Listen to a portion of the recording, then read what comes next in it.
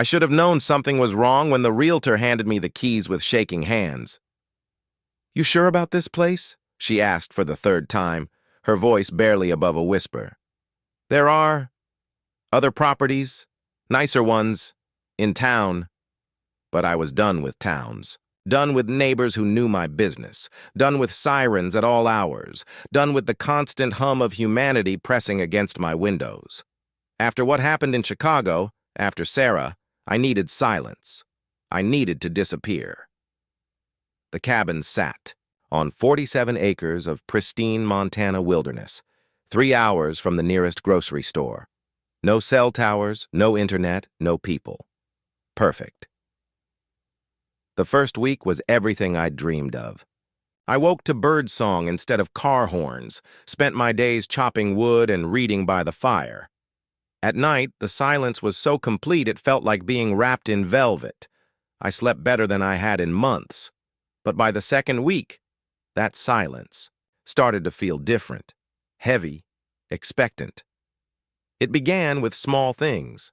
A coffee mug I was certain I'd left on the kitchen counter would be sitting by the sink, washed and dried. Firewood I'd stacked outside would be neatly arranged by the door. Books would be closed when I was sure I'd left them open. I blamed fatigue, stress, the adjustment to mountain life. The mind plays tricks when you're healing from trauma. Then I found the first note. It was tucked under my windshield wiper on a Tuesday morning, written in careful cursive on cream-colored paper. "Welcome to the mountain.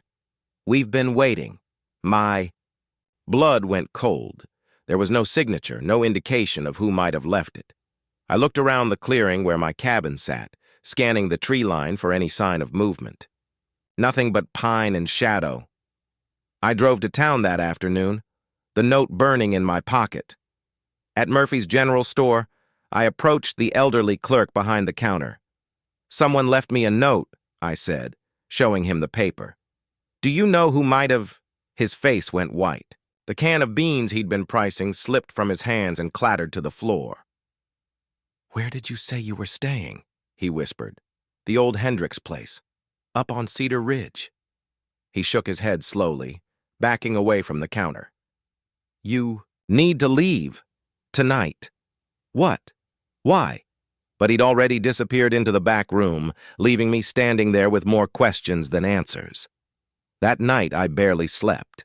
Every creak of the cabin settling, every whisper of wind through the pines had me sitting up in bed, heart hammering. Around 3 a.m. I thought I heard footsteps on the porch, slow, deliberate steps that stopped right outside my bedroom window.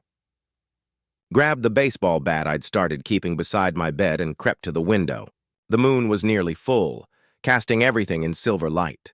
The porch was empty, but there in the dirt below the window were footprints.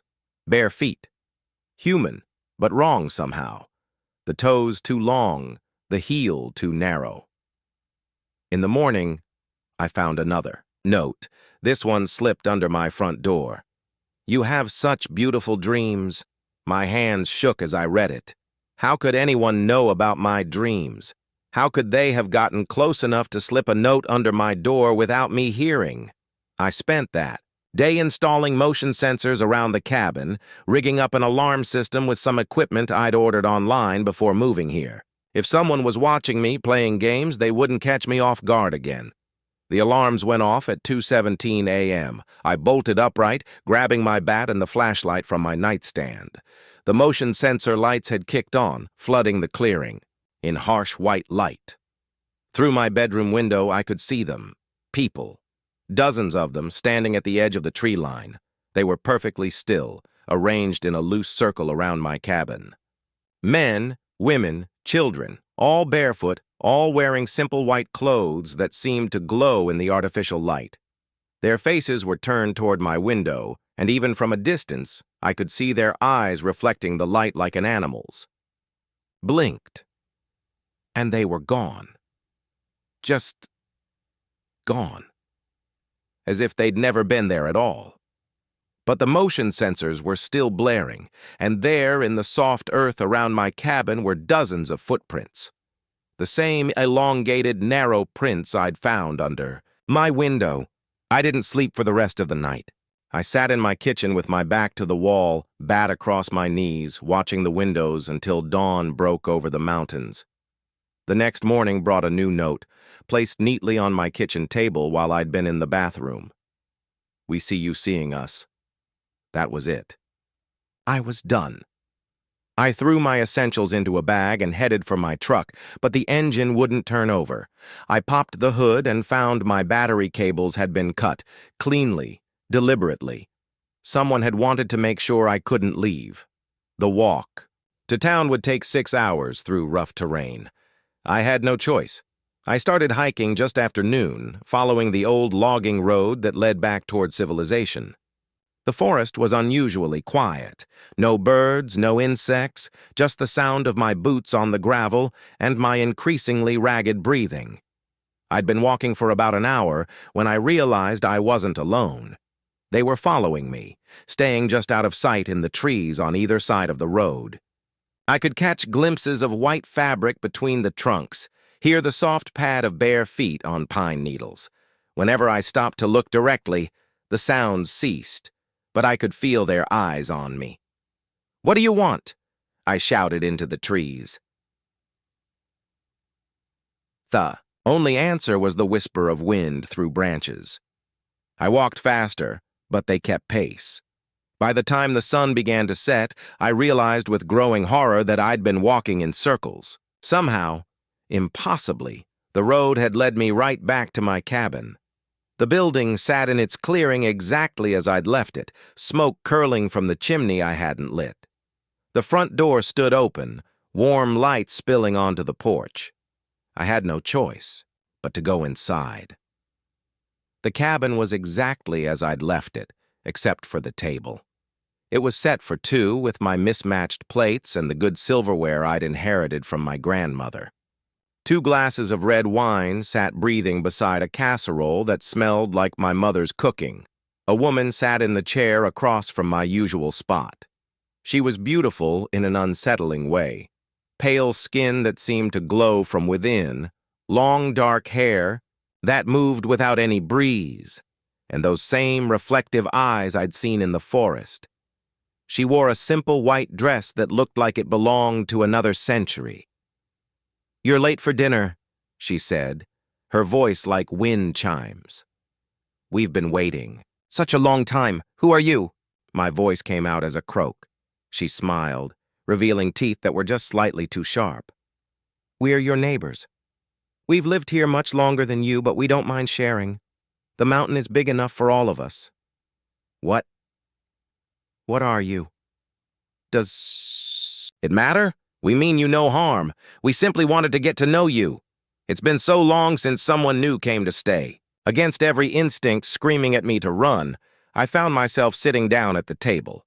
The wine was delicious, and I realized I hadn't eaten all day. The casserole tasted exactly like my mother's, down to the way she always used too much pepper. "The previous owner?" I managed between bites. "What happened to him? Mr. Hendricks?" "Oh, he stayed with us for many years. 37 to be exact. He was quite happy here once he stopped trying to leave." The fork slipped from my numb fingers. 37 years? But the realtor said he'd only lived here for 5 before he moved to Florida. Her laugh was like silver bells with an edge of rust. "Time moves differently on the mountain. What feels like years to us might seem like moments to others." I tried to stand, but my legs wouldn't obey. "The wine. Something in the wine. Don't fight it," she said gently. "You came here for peace, didn't you? We can give you all the peace you could ever want. Forever." My vision was starting to blur, but I could see them now. All of them pressing, their faces against the windows, filling the doorway. Dozens of pale figures in white, all smiling with those 2 sharp teeth. "You'll like it here," the woman continued. "We have such wonderful games, such beautiful dreams to share, and you'll never be alone again." The last thing I remember clearly was her reaching across the table to stroke my cheek with fingers that felt like ice. When I woke up, it was daylight, and I was back in my bed. For a moment, I thought it had all been a nightmare brought on by stress and isolation. Then I saw the note on my nightstand, written in my own handwriting. Day 1. They are kind. They understand loneliness. But I don't remember writing it. I tried to leave again that morning, but the truck still wouldn't start. The road led me in circles again. And when night fell, there was another dinner waiting, another place set at the table. This time I didn't fight the wine. I've been here for, I'm not sure how long now. Time doesn't work the way it used to. Sometimes it feels like days, sometimes like years. The woman, her name is Millicent, she told me during one of our dinners, says I'm adjusting well. They take care of me. My firewood appears each morning, perfectly split and stacked. My meals are always waiting, prepared exactly how I like them.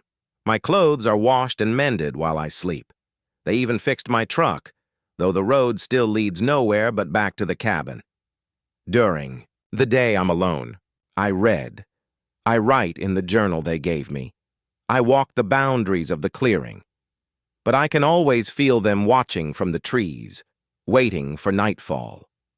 The evenings are when they come out. We play games, checkers, cards. Sometimes they teach me songs from before my grandparents were born. They tell me stories about the mountain, about the people who came before me. They're all still here, they say. Happy, at peace. They showed me the others once. Men and women from different eras, still wearing the clothes they'd arrived in decades or centuries ago. All of them smiling that same peaceful smile, all of them content to stay forever. This is what you wanted, Millicent reminds me when I have moments of doubt. You wanted to disappear. You wanted silence. You wanted to be somewhere no one could find you. She's right, of course. This is exactly what I wanted, isn't it? I'm writing this during one of my lucid moments, though they're getting rarer. Most days. I feel perfectly content. The constant watching doesn't bother me anymore. The way they appear and disappear at will seems natural now. The way time slips and slides around me like water feels normal. But sometimes, in the space between sleeping and waking, I remember Chicago. I remember Sarah and why I really came here. I remember that I was running from more than just noise and crowds. I was running from guilt. The woman they never found in the lake. The one whose car they pulled from the water with the doors locked. From the inside. The one who'd discovered what I'd done to her sister. Sarah. I think they know. My watchers. I think they've always known. Everyone deserves peace, Millicent told me last night as she tucked me into bed like a child. Even those who've done terrible things. The mountain forgives. The mountain keeps its own. I wanted to ask her what she meant, but the words wouldn't. Come. They rarely do anymore. If you're reading this, it means someone found my journal. Maybe a hiker. Maybe another person looking for solitude in the wilderness. Maybe someone like me running from something they can't escape. If you're that person, I have one piece of advice. Turn around. The peace they offer comes at a price. The watching never stops. The isolation becomes a prison. And eventually, you forget why you wanted to leave. But maybe that's not such a bad thing. Maybe forgetting is another kind of peace. I can hear them calling me for dinner now. Millicent made my favorite tonight. I can smell it from here.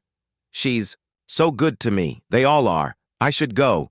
They don't like to be kept waiting. Besides, I'm hungry and the table is set for 2. It's always set for 2.